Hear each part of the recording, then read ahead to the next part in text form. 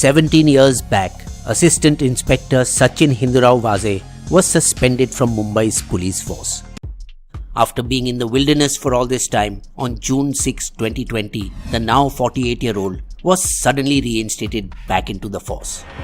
Not only was Vaze back, but he was also made head of the CIU, Crime Intelligence Unit, with 20 officers and 70 constables under him, and tasked with high-profile cases including the arrests of Dilip Chhabria, Arnab Goswami and the suicide case of Sushant Singh Rajput. But it was another high-profile case that opened this can of worms.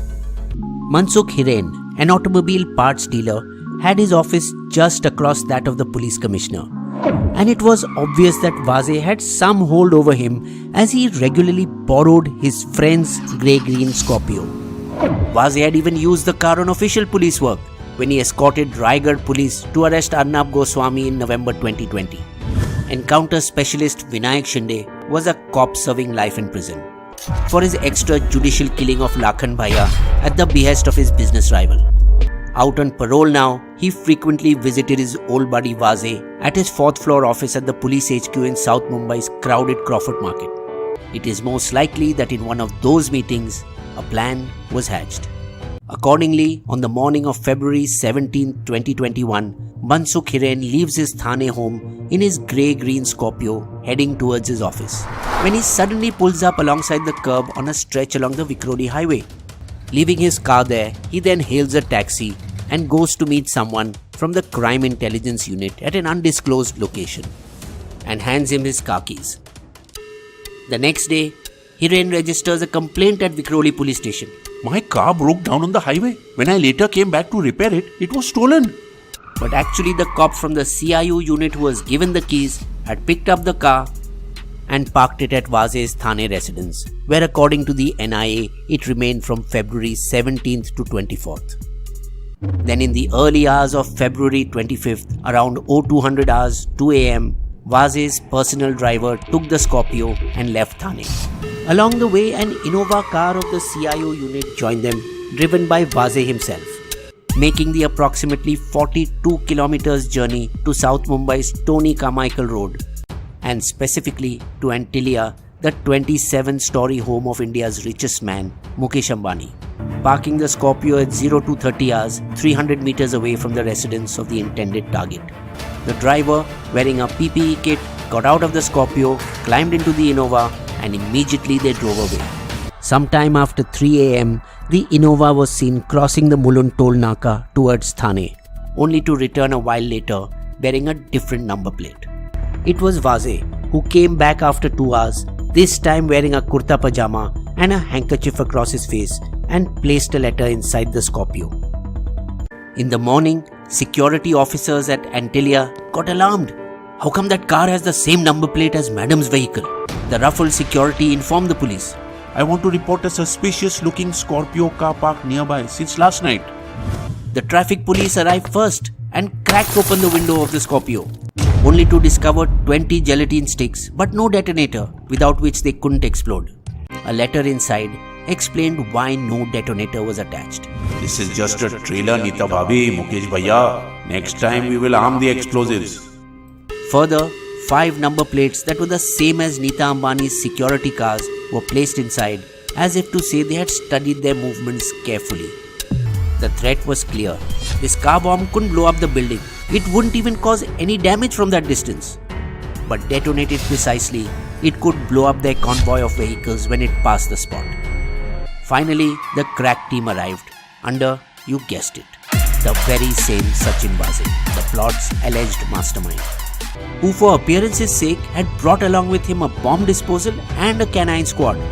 Officers of the CIU traced the Scorpio to Mansukh Hiren and called him in for questioning at Mumbai's Ghatkopar and Vikhroli police stations. Vaze himself interviewed Mansukh, and according to his wife, Give yourself up to police custody. I will solve the case and you will be out soon. Then when the anti-terrorism squad ATS called Mansukh in for interrogation, he felt the matter slipping and appealed for help. I am being victimized and suffering harassment by the police and news reporters. The case took a new turn when 2 days later, a message on Telegram claimed, Ambanis will face dire consequences if they continue to support BJP and RSS and not pay us the money demanded earlier. Jai ul Hind. But the message was a plant, a ploy to take the case out of the hands of Mumbai police and hand it over to the NIA, as is the norm for all terrorist threats. Because the leader of the opposition, Devendra Fadnavis, had reason to suspect Sachin Vaze. In 2016, when Fadnavis was Chief Minister, he had received a call from his alliance partner Uddhav Thackeray. I recommend you reinstate Sachin Vaze into the force. And he'd even sent a few people over to convince him, but the Advocate General's oral advice stopped him from doing so. Any attempt to reinstate Vaze would amount to a violation of the High Court directive. Vaze, realizing he had little time before the NIA came in, then hatched a plan similar to the one that had got him suspended in 2003 over the custodial death of Khwaja Yunus, when the 27-year-old software engineer was arrested on suspicion in the 2002 bombing of a BEST bus in Mumbai's Ghatkopar. According to the police, Khwaja escaped from custody, fell into a gorge and died. But the widely believed unofficial version is that he was killed while still in custody and his body disposed of in the gorge.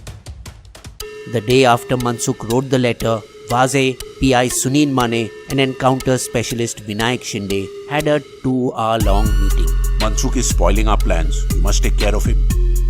So on the evening of March 4th, Mane, using a SIM card from Gujarat, called Mansukh. Hello, Kandivali ब्रांचमधून तावडे साहेब बोलतोय.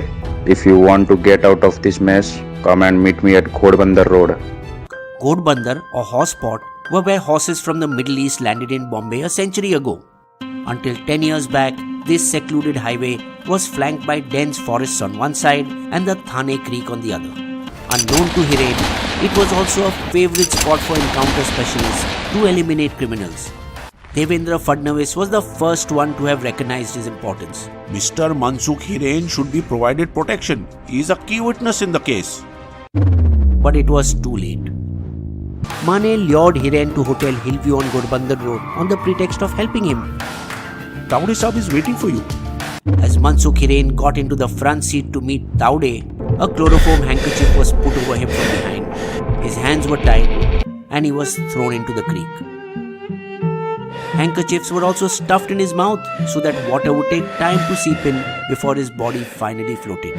Though Vaze was present when the murder took place, in an attempt to establish an alibi, he left his mobile phone in his Crawford Market office so that his location would show him far from the scene of crime. But a CCTV grab captured him walking 3 kilometers away near BT station, from where he bought the handkerchiefs and allegedly took a Central Line train to Kalwa.